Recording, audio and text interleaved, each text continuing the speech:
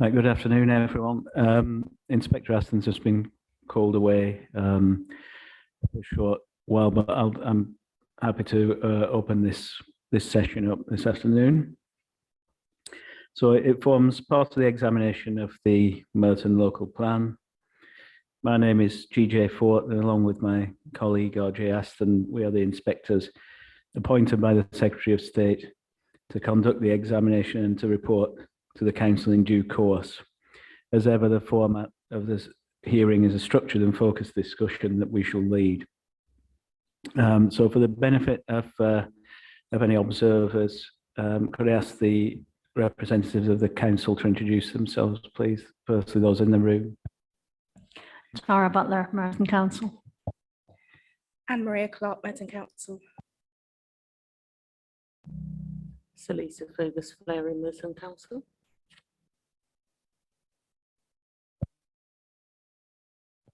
Tom Sly, Merton Council. Thank you. And any people on Zoom joining us in this afternoon?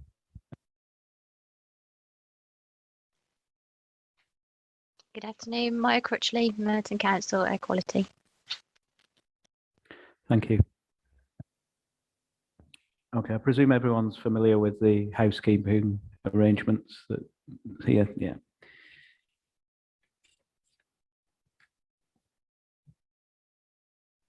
Okay, so if we could move on firstly to our discussion of matter 11.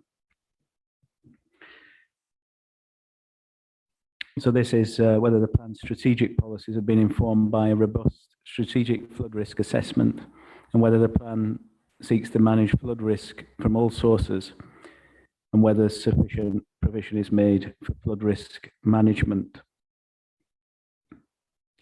So an opening question on this one is the an exceptions test has been submitted as an appendix to the hearing statement.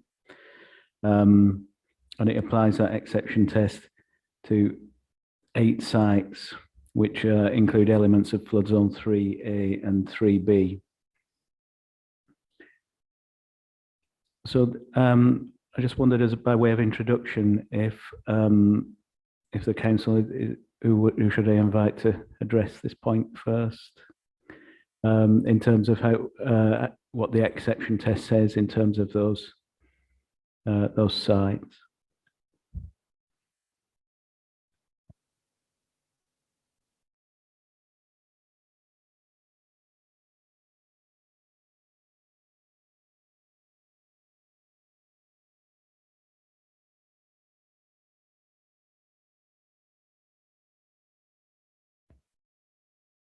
Thanks, Inspector. I'm just going to go through all 8 sites in detail, and the first one going through the appendix, site CW2, which is a Brown and Root phase 2 car park south of Britannia Point. So for this site, the majority of the site is actually in flood zones 1 and flood zones 2. So there's the ability to have a sequential approach to the layout of the development on the site. So within the SFRA level 2, where they have carried out an assessment on each of the sites. For this site, the development in the site is required to take a sequential approach to be applied, steering development towards the areas where the hazard rating is lower and at a lower risk of surface water flooding. Another requirement is that the finished floor levels within that development are supposed to be set 300 millimeters above the 1% annual AEP flood annual exceedance probability flood level, with an inclusion of 35% for climate change. Another requirement is to provide safe access and egress for those on the site away from flooding from the River Wandle, and there is a need for a flood warning and evacuation plan to be submitted. These things were done, and they were granted planning permission in January 2021.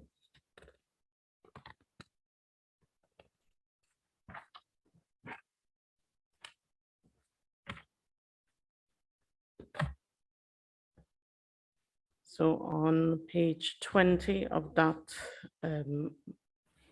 submitted questions, we now go on to site CW5, which is the Priory Retail Park. So again, this is another site where more than 95% of it actually sits within flood zones 1 and 2. And again, the approach is to have a sequential approach to locating the different types of development on that site. So within the level 2 strategic flood risk assessment, it outlines the specific recommendations to manage the flood risk on site. And some of the examples are that the finished floor levels again will be set well above the 1% annual exceedance probability flood level, which includes also a 35% allowance for climate change. That's the end. And that arrangement again will be made for the safe access and egress away from the site in the event of flooding.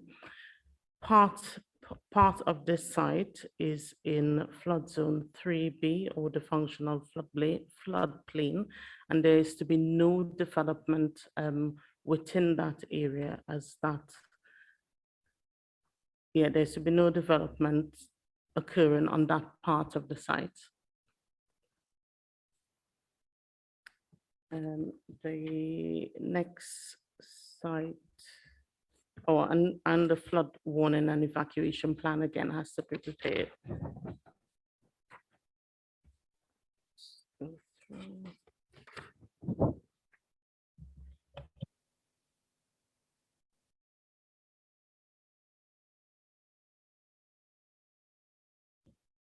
So on page 27 of that document, we go on to site M03, which is the which is the Imperial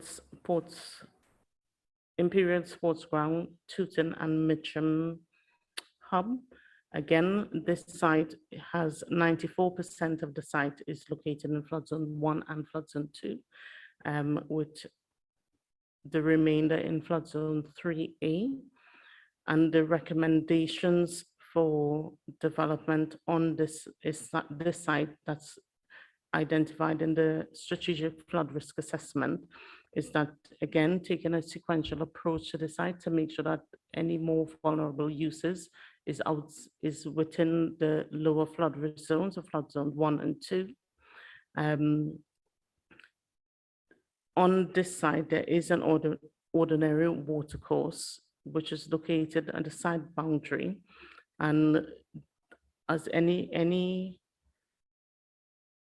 planning application needed to look at how this was going to be, needed to look in further details at the flood risk occurring from this, and development needed to be set back from the edge of that ordinary watercourse.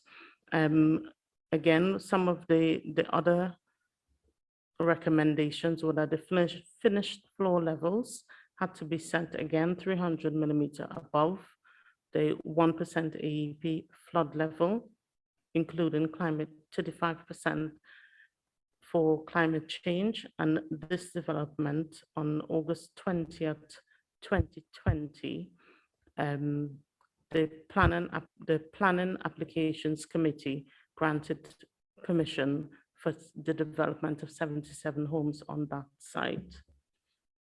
So, move it on.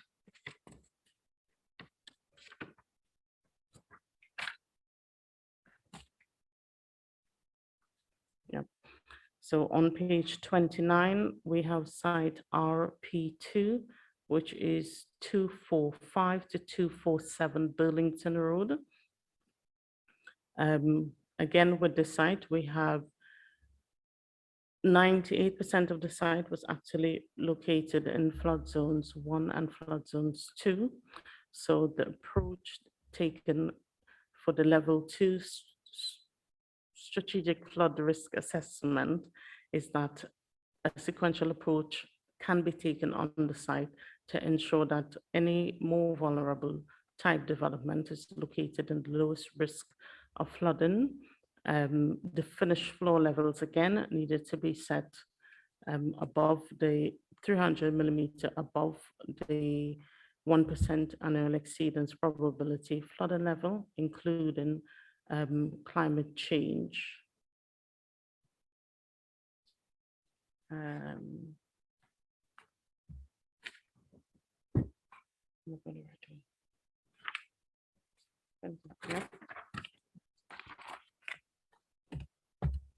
So moving on. Okay, yeah. Thanks. So we're moving on to page 30, which is RP3, which is a Tesco site at Burlington Road.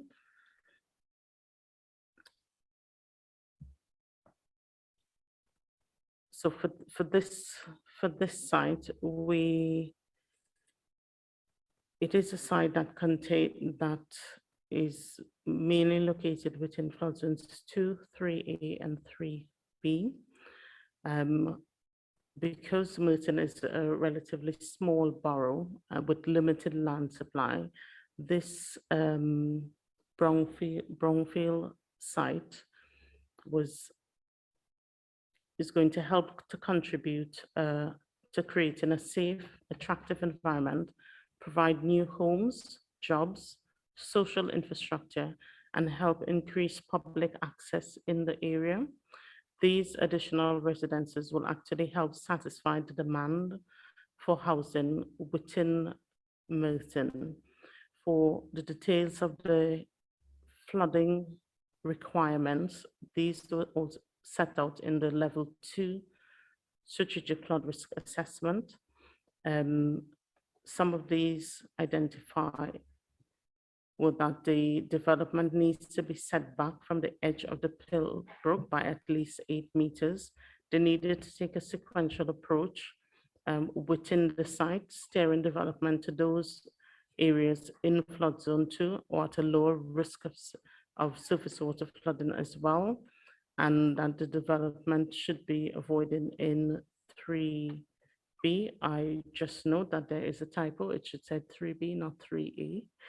And that finished floor levels for more and less vulnerable development should be set above the 300 millimeters above the 1% annual exceedance probability flood level, including an allowance for climate change. Please note, Inspector, that the planning permission was granted for this, but on appeal. Yeah, nothing more.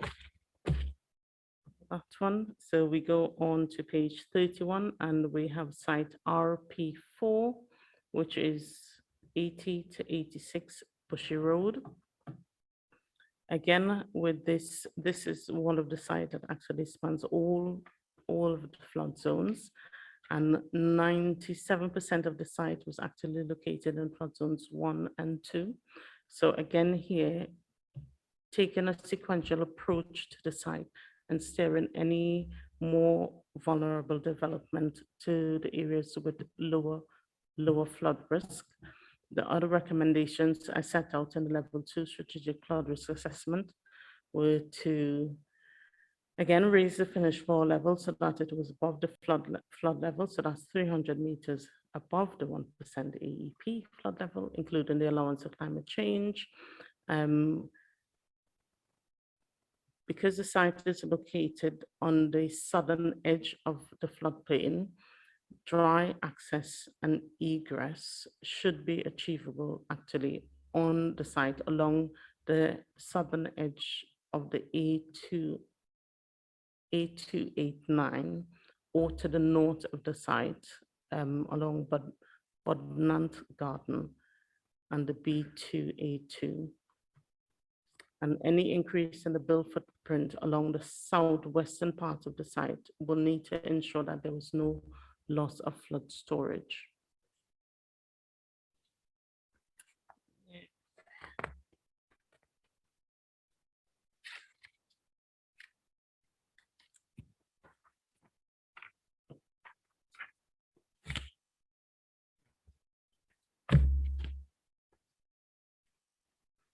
Right, so the next site is on page 32, which is RP6,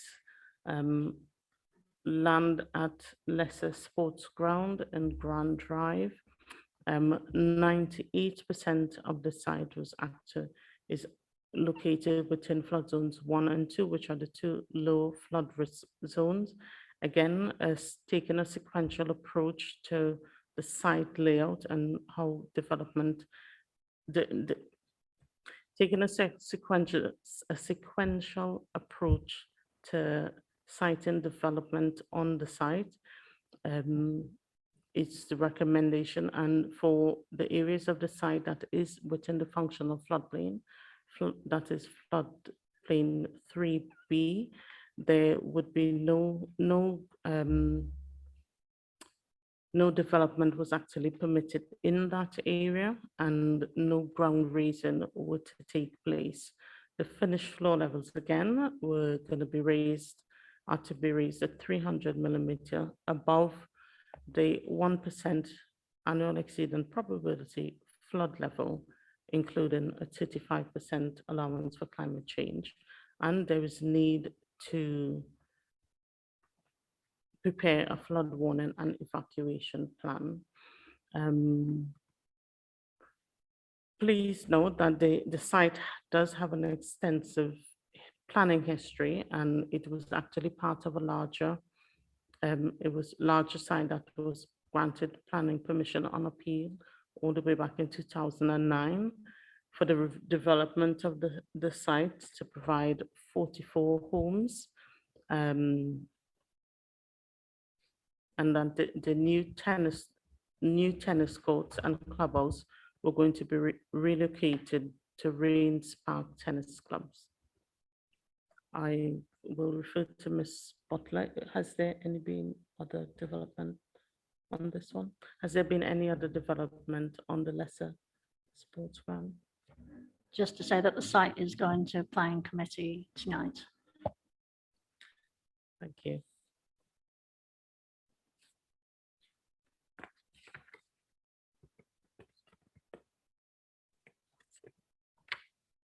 This one. So we now have on page 34, site WI7, which is the Rufus Business Center. Yeah, Rufus Business Center. And this site is predominantly in flood zones 1. So again, the level 2 strategic flood risk assessment, one of the recommendations is to take a sequential approach to locate steering development towards the areas with the lower risk of fluvial and surface water flooding. The finished flow levels for the development, for the more and less vulnerable development, would be set at 300 millimeters above the 1% AEP flood level, including a 35% allowance for climate change.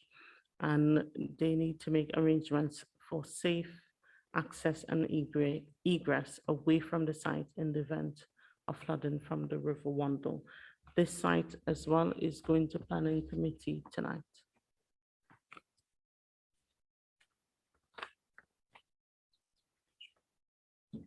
Yeah. And for the last site on the list, this one is the WI12, Wimbledon Stadium and the Volante site. And it's just to say that this site is actually already built and it's there now. I think that's all 8 sites. Thank you. Just developing that a bit further. So some of the allocation policies, they say that the developments to take into account the recommendations of the SFRA. I don't think that's as clear in RP4, whether that's been picked up in that policy. But just as a general point, is that enough guidance in terms of the development management of those sites, or should it reflect the more detailed sort of set of considerations that are included in the exceptions test and have come from the SFRA, or is it clear? Would it be clear enough to a decision taker and an applicant that actually I need to look at the SFRA and the particular considerations relative to that site? Just initial views on that, please. Mr. Inspector, the council's view is that we could provide additional clarification about that point with regards to any applicant having due regard to the SFRA recommendations, particularly in the level 2 for the site allocation, rather than going into detail of the number of points that are listed around the mitigation measures. But the applicant should have appropriate regard to that document, as well as the policies that are coming forward, 15.7, 15.8. So we'll take a modification for that point.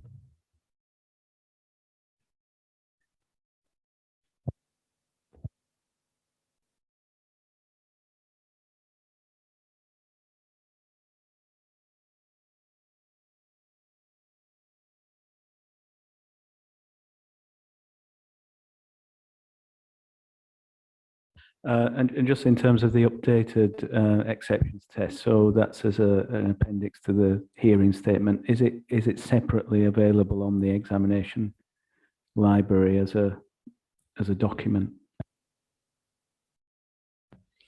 We can make it available separately on the examination library as a document.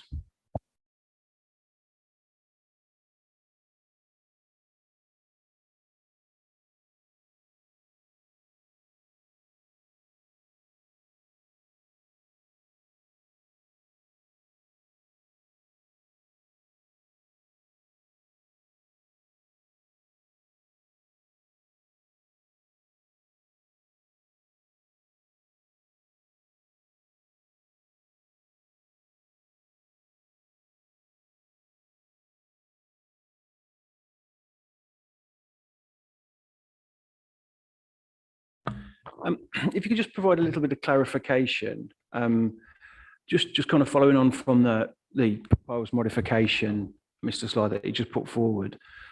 Is it also sufficiently clear in the strategic policy that developers should also have regard to the strategic flood risk assessment? Noting that in LBML5, I have what I thought was a hyperlink, but might be a modification. In policy F15.7, criteria B.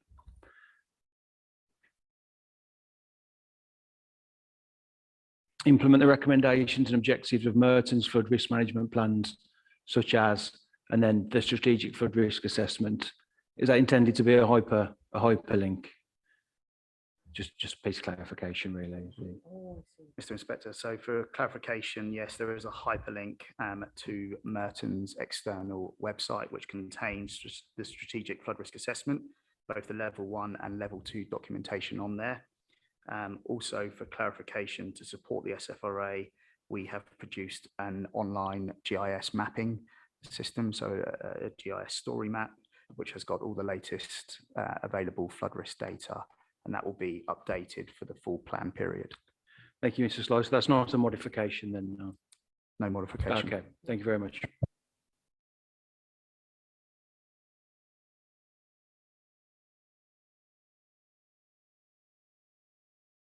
And just kind of picking up on some of the kind of detailed considerations a bit further. Site CW5. And the question, have the detailed objectives for the Pickle Stream being reflected in the approach for that site allocation? Perhaps the same for RP3 as well. And what modifications are proposed and what would they achieve, please? Thank you, Inspector. We discussed site CW5 and the Pickle Stream area on Tuesday as part of Metropolitan Open Land, and just for everybody's benefit, one of the modifications that we proposed to submit was a map showing exactly where the Metropolitan Open Land lay in relation to site CW5. That area of the Metropolitan Open Land also coincides broadly with the Pickle Stream. There are also historic environments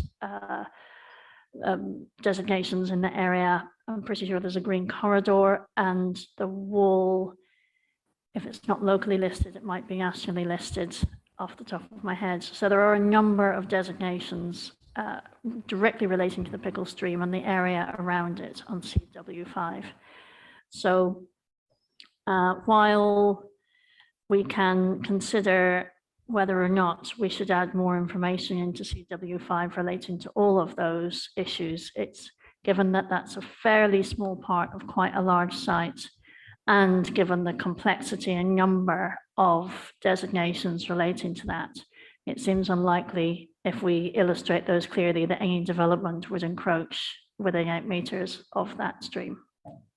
Okay, thank you. And have the detailed Environment Agency requirements been reflected in that allocation?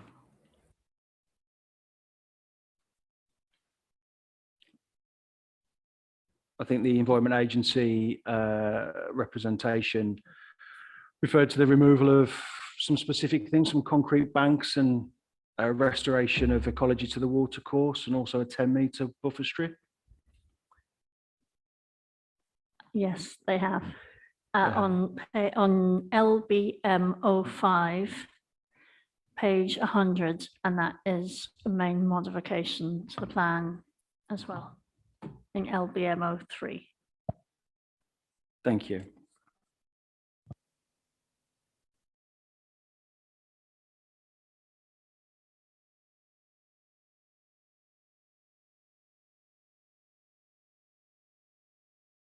Just moving on in terms of monitoring. If you could just outline broadly what is proposed to ensure a regular review of the evidence base in relation to flood risk and water resources, please. And I kind of just second that with, is it clear when monitoring of flood risk matters might trigger a review of the plan?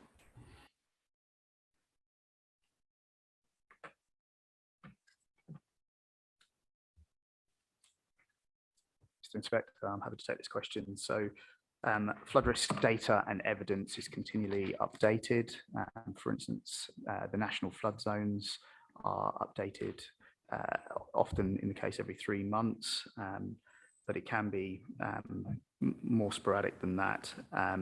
So the council meet regularly with a lot of the regulators, including the Environment Agency and Thames Water, amongst others, as part of a partnership working group, and we sit very closely with all our neighbouring boroughs on a strategic flood group. So the evidence base for flooding is all contained within the online GIS story map, which I mentioned earlier. So any new data that comes forward will be included on that mapping. In terms of updating the SFRA and the policies, we have updated that through previous versions of the SFRA. For instance, when the latest version of the climate change allowances were updated, I think in 2017, that resulted in a need to revisit the SFRA and update that. In terms of the monitoring measures you mentioned, the Environment Agency required or advised, should I say, 3 particular monitoring points, one regarding flood warning, a second one regarding water quality, and a third one around open space and nature. And all 3 of those are put forward within our annual monitoring report.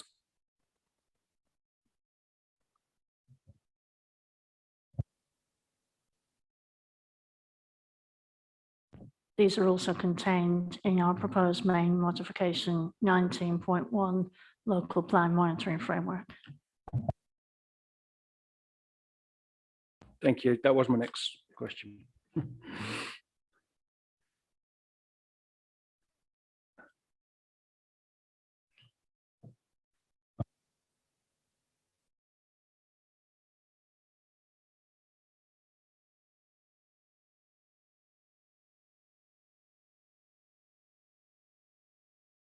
I'm just going to ask a question first whilst I make sure I've got my information correct on another one. What modifications have been proposed to resolve Thames Water's concerns about pump devices needing to be installed in basements? Would the proposed modification result in the plan being justified and effective in that regard?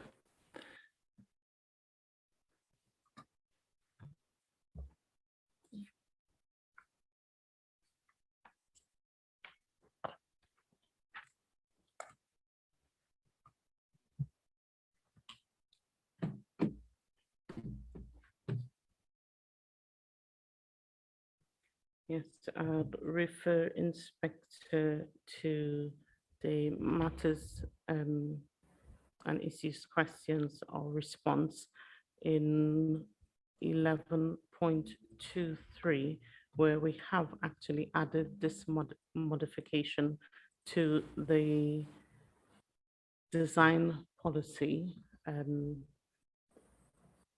12, design policy D12.11, and this is listed in the modifications table at this point. So we have added that last statement.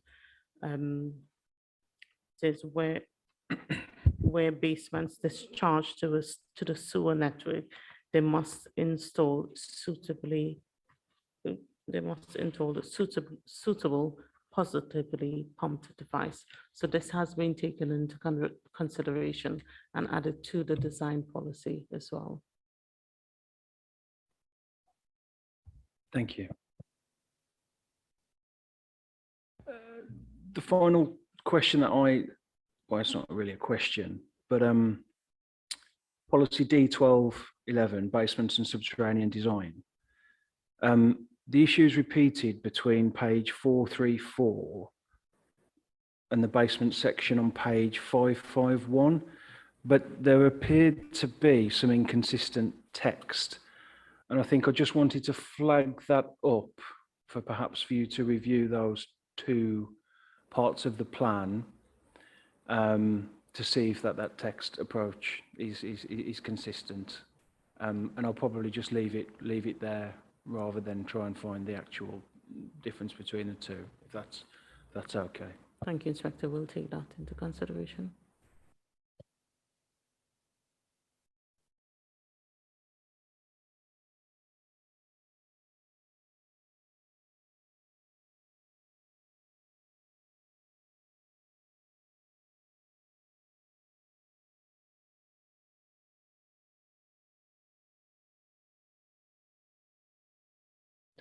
I'm going to clarify that reference for you because I think 551 slightly different.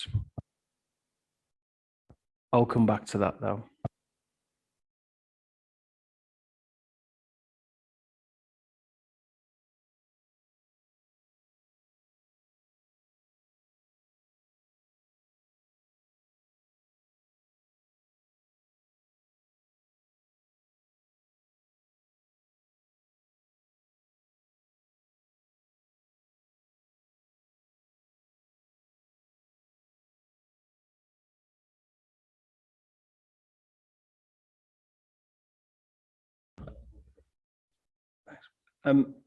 Just whilst we're kind of trying to find that, the water infrastructure section has been removed. 15.8.14 on page 551.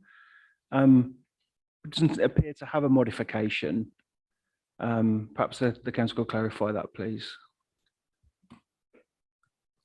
Mr. Inspector, the council have noted this also. The text has moved to 14.1, the infrastructure section within the local plan strategic infrastructure section. The council felt that it was modification, but we will take it forward and list it as a modification. Thank you.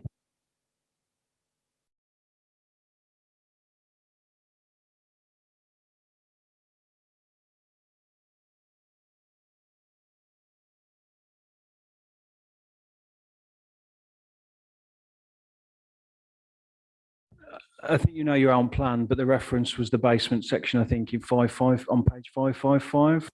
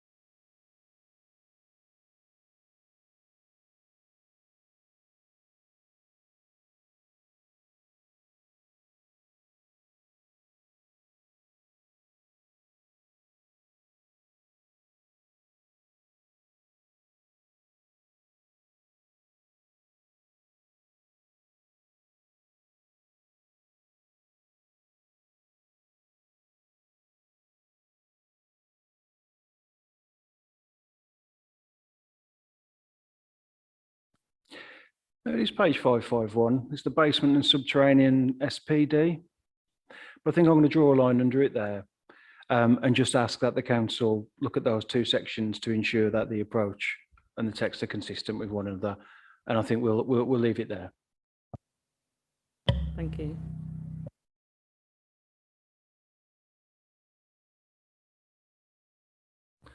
Okay, that's everything that we wanted to ask on matter 11. Unless there's anything else that you wanted to bring to our attention, we shall move on to matter 12. Yes, there is one thing, Inspector. We have noted again today an anomaly on strategic policy F15.7, item E, which states that the council will deliver wastewater infrastructure improvements. We've noted that that's an error because we as a local authority can't actually do that. And we will put forward a modification to this statement. Thank you. And if I'd ask my colleague to now move on to matter 12.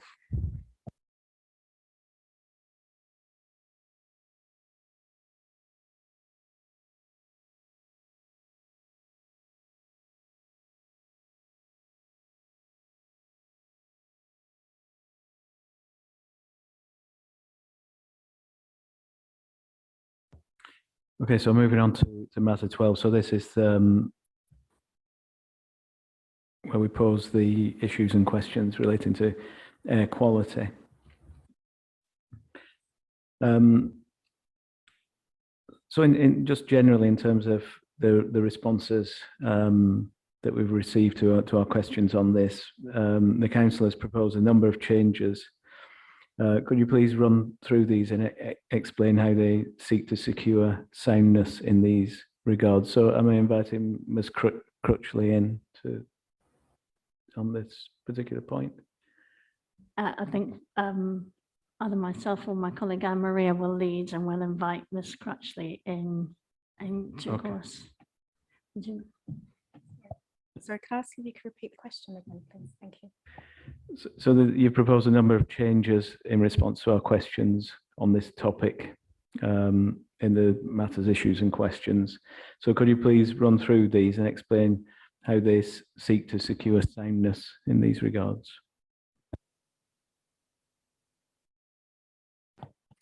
The proposed changes that we are proposing to this policy is to bring the policy closer to the requirements of the MPPF and the London Plan Policy SI1, air quality in the London Plan. Also to provide clarity and answer any sort of uncertainty that may have been in the policy already.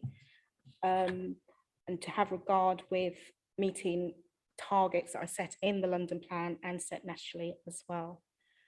All of the changes are informed by Merton's area action plan, air quality annual monitoring. Sorry, I haven't given you the reference number. I'll go back, sorry. So the air quality action plan OD24, Merton's air quality annual monitoring report 15D9, Merton's air quality SPD 15D10, Merton's climate change strategy and action plan 2020 2D1.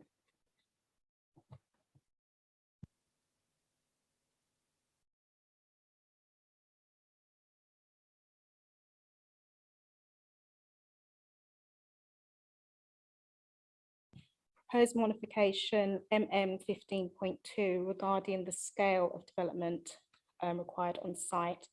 We made a modification MM15.9 to set out when we would expect an air quality assessment to be submitted with an application, and they are outlined in the policy. So for example, for major developments, if developments involving biomass boilers and central heating.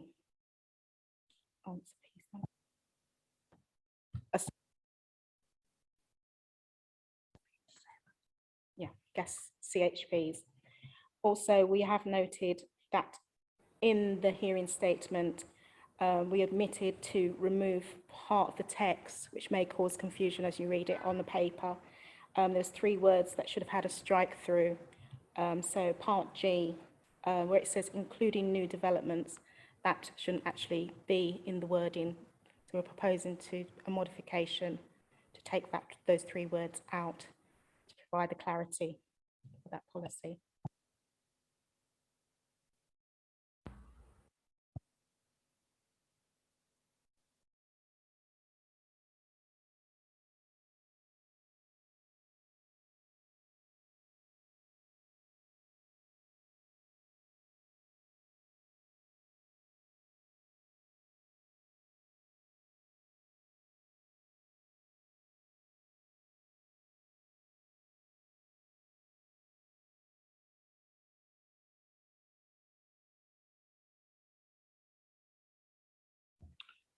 Okay, so there's a proposed additional modification, and this is referred to in the hearing statement.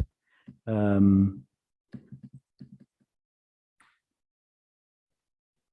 this had removed part E of policy 15.10 and add the following text in the supporting text. So there's on page 2 of the hearing statement, just at the bottom. Now, again, I think this is almost consequential to the proposed main modification that removes that that criterion that you've talked about there. So I think it might be sensible for that to be part and parcel of an overarching main modification on that policy, because it does have a material effect. Albeit I take it that the London plan is part of the development plan, and you're just referring to that. I think just for the sake of completeness, I think if that could be bundled up into that main modification. Yeah.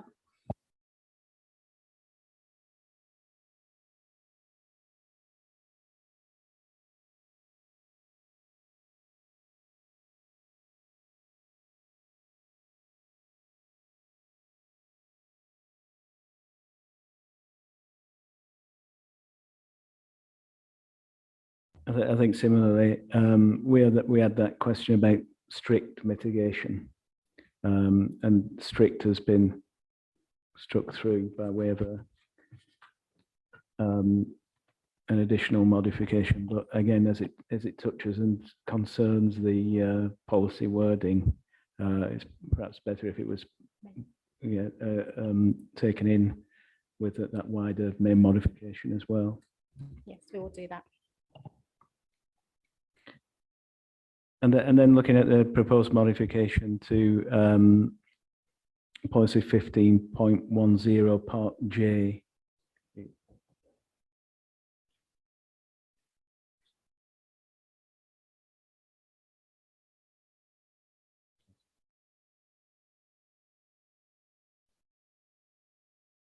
Sorry, we're just trying to retrieve the text here.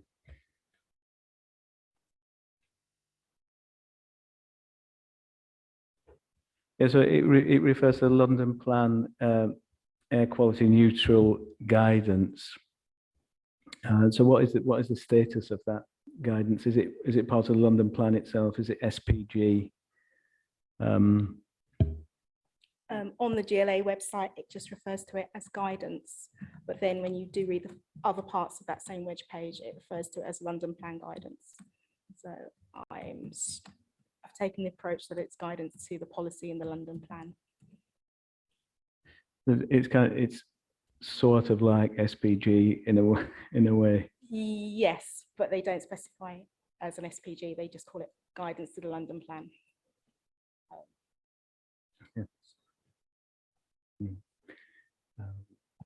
So is that available on the examination library or a link to that guidance?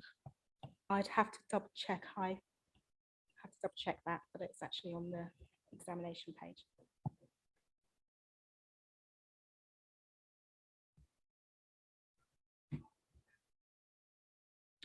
And in terms of, as I haven't seen the London Plan guidance, so I will do if it's on the examination website, I will look at it. But from your reading of it, does the approach of that guidance accord with what is written in paragraph 15.10.9 of the plan?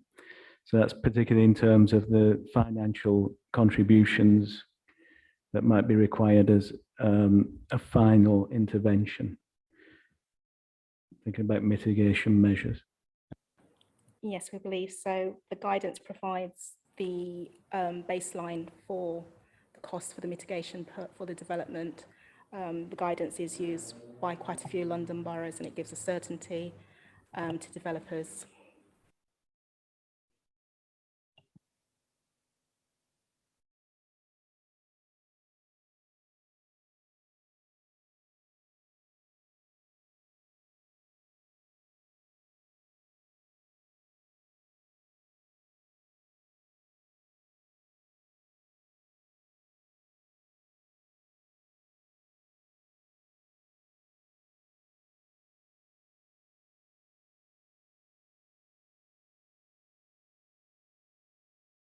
Ms. Clark?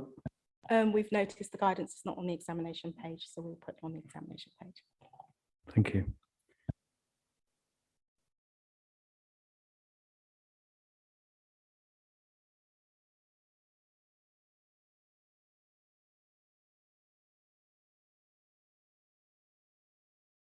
Okay, so that concludes our questions on air quality aspects of the plan this afternoon. So if we could, unless you've got anything further to add at this juncture on this topic, we'll move on to the housekeeping session. Okay, so if we can just pick up on is it Mr. Warren again for the list? Yes, Mr. Warren. Okay, cool. So matter 11, I've got here as actions, council to provide further clarification in policy text with regard to the SFRA. Acceptance test to be uploaded in examination library as a separate document. Council will review text on page 434 and 551, basement and subterranean, for inconsistencies. The relocation of text in supporting text 15.8.14 to be added to modification table. And the council to provide modification on anomaly in strategic policy. I think it was 1.17. So Lisa, maybe you can confirm that one. 15.7. 15.7. E. Cool. And those are all the actions for matter 11. And there's only one action for matter 12, which is for multiple modifications, such as the omission of the words including new development in part G, modifications to remove part E, modification to remove 15.10 supporting text and the word strict from strict mitigation to all be consolidated into a main modification. Yes, thank you, Mr. Warren. I just picked, there's the London Plan guidance, the air quality guidance, isn't there, to be added to the examination website.